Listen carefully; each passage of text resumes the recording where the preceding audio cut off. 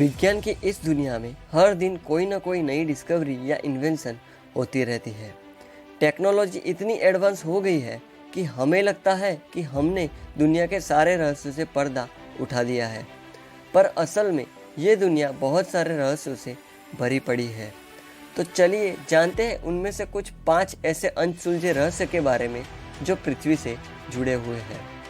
मैं आपको गारंटी देता हूँ, चैलेंज देता हूँ कि इन रहस्यों को जान के आप हैरान रह जाएंगे और उन रहस्यों के जवाब ढूंढने में लग जाएंगे। तो दोस्तों, मैं हूँ आपका दोस्त मितेश और चलिए सीधा वीडियो की तरफ चलते हैं।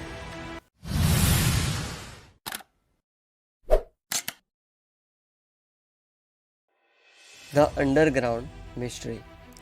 इस धरती की सतह के अंदर क्या है कोई नहीं जानता। हम लोगों को सरफेस और थोड़ी सी गहराई में क्या है बस यही पता है। ये तो सब लोग जानते हैं कि सतह के अंदर पेट्रोल, कोयला और बाकी मिनरल्स पाए जाते हैं, पर ये सब बहुत कम गहराई में पाए जाते हैं। हम उसकी बात कर रहे हैं जो इसके भी अंदर पाए जाते हैं। साइंटिस्ट ने भी सोचा कि इसके नीचे और क्या क्या हो सकता है। इसके लिए उन्होंने एक गड्ढे को बनाया जो करीब 12 किलोमीटर का था। पर आपको ये बात जान के हैरानी होगी कि ये दुनिया का सबसे गहरा गड्ढा है। आज तक इंसान 12 किलोमीटर गड्ढे से ज़्यादा खोद नहीं सका है। इस गड्ढे का नाम है कोला सुपर डीप बोरहोल और ये रूसिया में मौजूद है और इस गड्ढे को बनाने में करीब 26 साल लग गए थे। अब आपके मन में ये सवाल जरूर आ रहा होगा कि इस गड्ढे को और क्यों नहीं खोदा गया, बस 12 किलोमीटर ही खोद के क्यों बंद कर दिया गया। दरअसल जब ये गड्ढा 12 किलोमीटर तक पहुंचा तब इसकी टेम्परेचर काफ़ी बढ़ गई थी। जैसा कि हम जानते हैं, आप धरती के जितना ही अंदर जाओगे उतना ही टेम्परेचर बढ़ता रहेगा, क्योंकि आप धरती के कोर के सामने जा रहे हो। 12 किलोमीटर की स्टेज में टेम्परेचर इतनी बढ़ गई थी कि इस गड्ढे को आगे कोड़ना इम्पॉसिबल था। अगर इसके आगे वो कोड़ते तो कोड़ने वाली जो इंस्ट्रूमेंट है वो भी गल जाती। ये काफ़ी खतरनाक हो सकता था, इसीलिए इस प्रोजेक्ट को बंद कर दिया गया। साइंटिस्ट बस अनुमान ही लगा सकते हैं, पर असल में इसके अंदर क्या है कोई नहीं जानता। इस गड्ढे को the deepest artificial point on earth कहा जाता है। मतलब इसके नीचे क्या है किसी को नहीं पता। इसको केवल हम प्रेडिक्ट ही कर सकते हैं। हम लोग अपने थिंकिंग और एनालिसिस से बस थियोरीज को निकाल सकते हैं, पर एग्जैक्टली ये नहीं कह सकते कि इसके नीचे क्या है।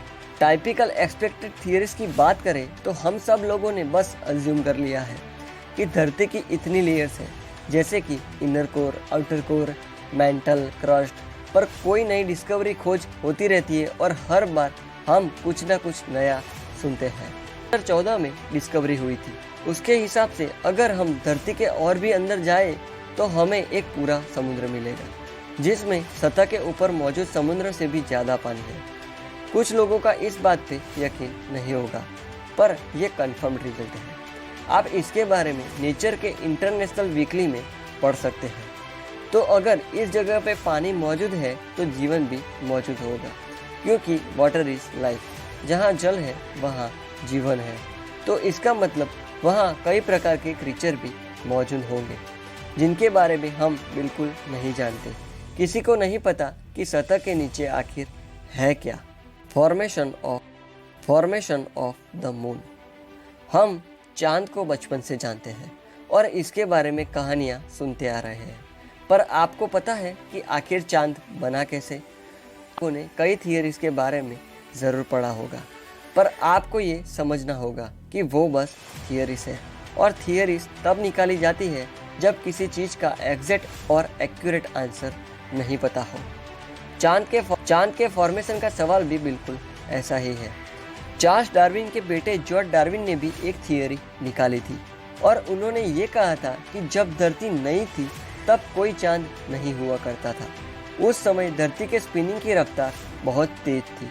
धीरे धीरे ये इतनी तेज हो गई कि धरती का कुछ हिस्सा स्पेस में चला गया और ग्रेविटी के चलते 2 टुकड़े आपस में जुड़ के गोलाकार ऑब्जेक्ट बन गए, जिसे हम चांद कहते हैं।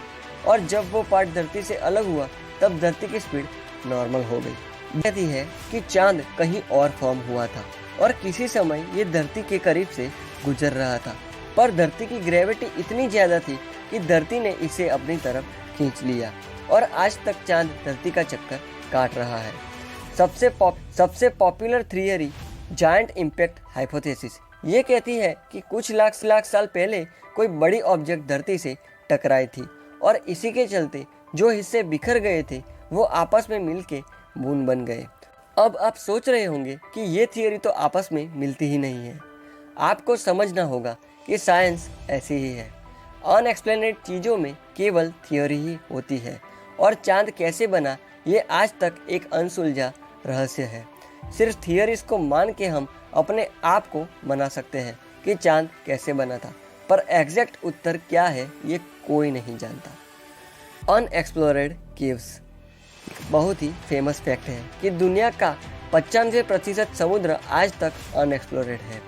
बिल्कुल समुद्र की तरह ही आज तक दुनिया में लाखों गुफाएं हैं जिनमें आज तक किसी मनुष्य ने कदम नहीं रखा और ना ही एक्सप्लोर किया गया है। और जो गुफाएं पाई भी गई है उसमें ज़्यादातर किसके लिए बनाई गई थी ये कोई नहीं जानता है। नेशनल जियोग्राफिक के एक रिसर्च के आधार पे ये अनुमान लगाया गया था कि बिल्कुल समुद्र की ही तरह इस दुनिया में जितने केव्स हैं उसमें से 90% को हम लोगों ने कभी एक्सप्लोर नहीं किया है। अमेरिका इस दुनिया का सबसे एक्सप्लोर्ड जगह है, पर अमेरिका जैसे अच्छे से एक्सप्लोर किए गए जगह पे भी आज तक सभी गुफाओं में से 50% गुफाओं को ही एक्सप्लोर किया गया है। इससे तो आप समझ ही सकते हैं कि दुनिया में कितने रहस्यमय गुफाएं हैं और उनमें कैसे कैसे क्रीचर रहते होंगे किसी को नहीं पता। Undiscovered civilization. हम पुराने सभ्यताओं के बारे में सोचते हैं तो हमारे दिमाग में इजिप्शियंस का ख्याल जरूर आता है और इनकी एग्जिस्टेंस को सच में माना गया है और इसीलिए इसके बारे में हम नॉर्मली स्कूल और कॉलेज में पढ़ते हैं। पर रिसर्च और इतिहासकारों के हिसाब से आज भी इस दुनिया में हजारों या फिर लाखों ऐसी सभ्यताएं हैं जिनके बारे में हमें नहीं पता। कुछ तो आज भी जिंदा है। हर साल कोई ना कोई पुराना खोया हुआ शहर डिस्कवर होता है। इसका मतलब जो पहले की खोई हुई सभ्यता है जैसे अटलांटिस और लायन सिटी, ये सब सच में मौजूद थी।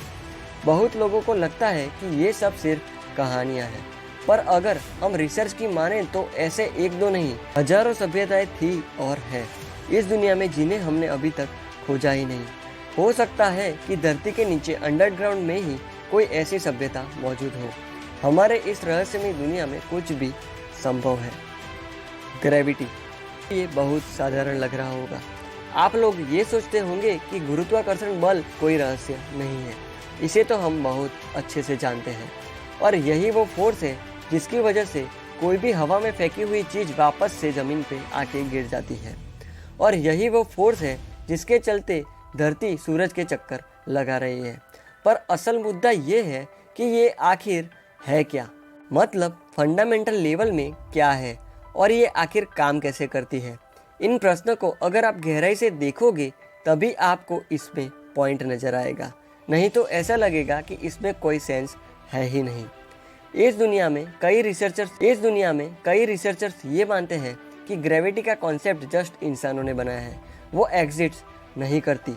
अब ग्रेविटी इतना कॉम्प्लेक्स और कंफ्यूजिंग क्यों है?